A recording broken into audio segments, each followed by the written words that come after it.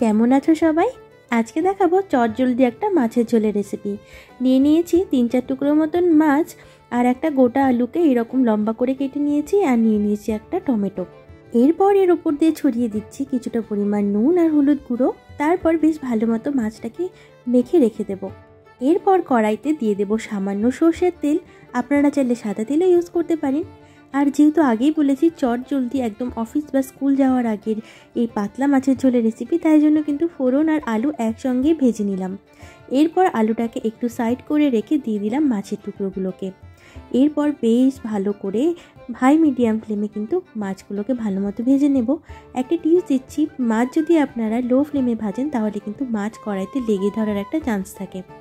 এরপর মাছগুলো ভাজতে থাক, আর আমি এদিকে একটা বাটিতে নিয়ে নিলাম কিছুটা পরিমাণ নুন, হলুদের গুঁড়ো আর জিরে গুঁড়ো।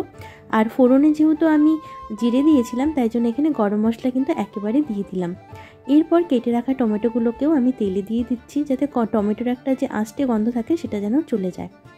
এরপর ভালো মতন কিন্তু আমি সব কিছুকে ভেজে নিচ্ছি। আর মাছটা কিন্তু খুব আলতোভাবে আপনাদের ভাজতে হবে যেন ভেঙে না যায়। এরপর ওপর থেকে ছড়িয়ে দিচ্ছি কাঁচা লঙ্কা সামান্য তেলে একটু ভেজে নেব। যেহেতু আমি এই রান্নাতে কিন্তু লঙ্কার গুঁড়ো ইউজ করিনি, তাই জন্য কাঁচা লঙ্কার যে ঝাল সেটা দিয়ে কিন্তু এই ঝোলটা তৈরি হবে। এরপর দিয়ে দিচ্ছি মশলার সাথে মিশানো জল, আর তার সাথে দিয়ে দেব আরও 1 কাপ মতন গরম জল। এরপর ঝোলটা টকবক করে ফুটে উঠবে। আর এই ঝোলটা কিন্তু একদম পাতলা, খেতে ভীষণ ভালো লাগে। মনে আছে কিনা জানি না, আমরা স্কুল যাওয়ার আগে যেদিন বাড়িতে একটু ভালো মেনু হতো সেদিন কিন্তু সকাল সকাল মা এই ভাতের সাথে গরম মাছের ঝোলটা কিন্তু দিয়ে দিত, আর খেতে ভীষণ ভালো লাগতো।